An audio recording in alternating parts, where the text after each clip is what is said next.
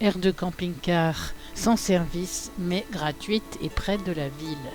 Le couvent de Saint-Antoine, style Chao, caractérisé par sa simplicité et sa sobriété, construit en 1692 pour l'ordre des franciscains. Vu au zoom depuis notre parking, nous avons très envie d'y grimper. Le sanctuaire de Notre-Dame de la Miséricorde. Elle date de 1553.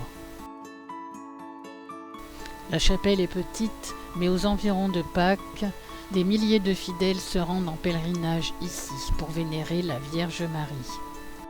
L'autel a été reconstruit après le tremblement de terre de 1755. Dans le prolongement de la chapelle a été construit ce dôme au XXe siècle. Juché au sommet de cette haute colline, on le voit de très loin. L'intérieur est très simple. La Vierge Marie portée par les fidèles lors des processions. Une petite chapelle le long du chemin de croix descendant de la colline. Ce chemin très pentu ne permet pas de monter en vélo, il a fallu monter à pied. Pour entrer dans la vieille ville, nous franchissons la porte Ermida, vestige des fortifications.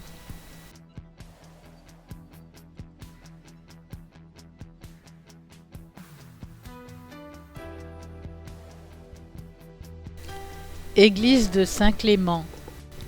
C'est l'église principale de la ville. C'est une église gothique construite sur le site d'une ancienne mosquée mauresque. Son clocher était à l'origine un minaret. C'est le seul bâtiment de type mosquée datant de l'époque mauresque, 8e-12e siècle, qui soit encore sur pied au Portugal.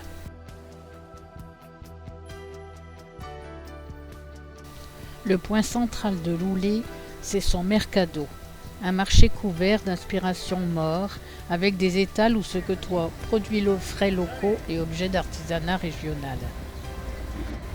Cette bâtisse date de 1908.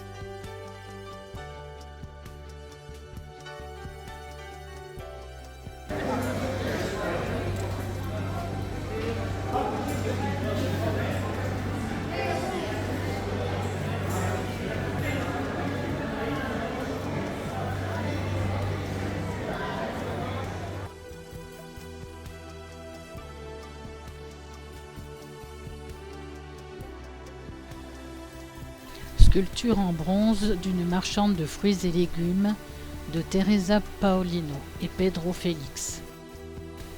La fontaine du rond-point central de Loulé.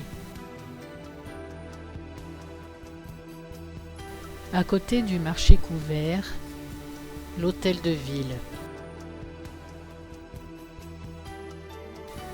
Le tunnel de Loulé et la tour de l'horloge.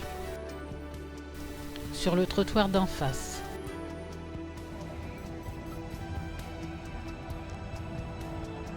En continuant sur la rue commerçante depuis le marché couvert, nous arrivons au couvent Espírito Santo.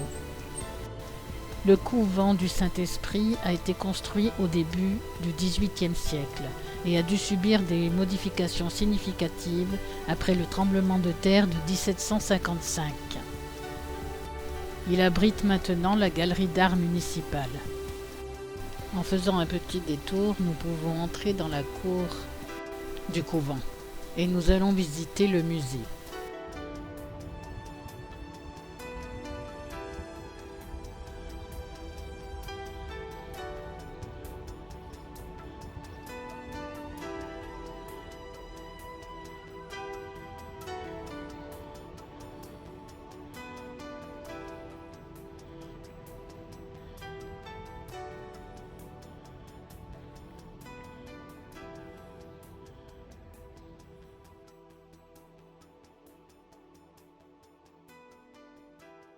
La collection présentée va des vestiges archéologiques romains et islamiques aux manifestations du patrimoine ethnographique et artistique de la région. La ville de Loulé, appelée Al-Ulva, sommet de la colline par les musulmans, était et est toujours la plus grande agglomération urbaine de l'Algarve sans contact direct avec la mer. Sous nos pieds, les ruines médiévales. En poursuivant dans la rue, la statue de Antonio Aleixo, un poète portugais.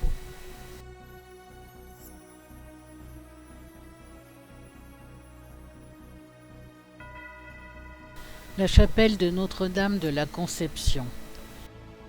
Construite dans la seconde moitié du XVIIe siècle, elle est adossée à l'une des portes des murailles.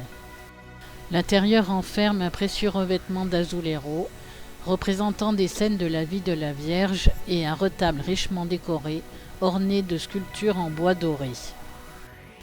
Au plafond, une œuvre du peintre Rasquinot, originaire de l'Algarve.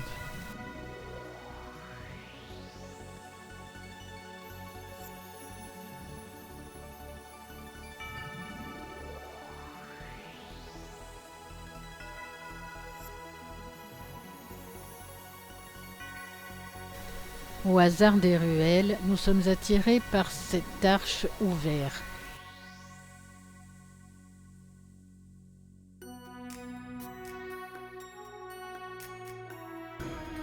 Et nous nous retrouvons dans une autre cour du couvent, Espírito Santo.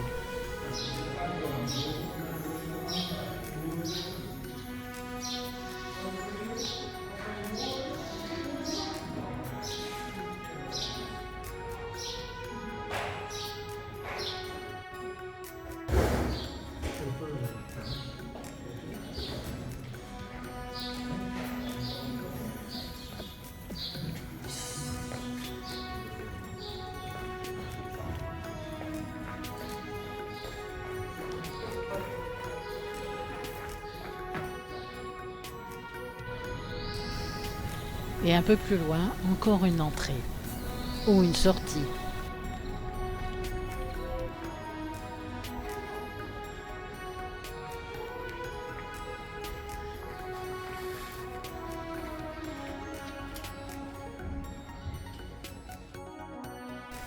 Et nous reprenons notre balade au hasard. La fontaine Bicas Velas, la fontaine des becs anciens. Elle date de 1837, mais auparavant, la source avait une citerne 2 fois plus importante. Elle est connue pour ne jamais sécher. Elle devait servir à alimenter les thermes mauresques qui se trouvaient tout près d'ici au XIIIe siècle. Le château de Loulé, du moins ce qu'il en reste, c'est-à-dire ses 3 tours.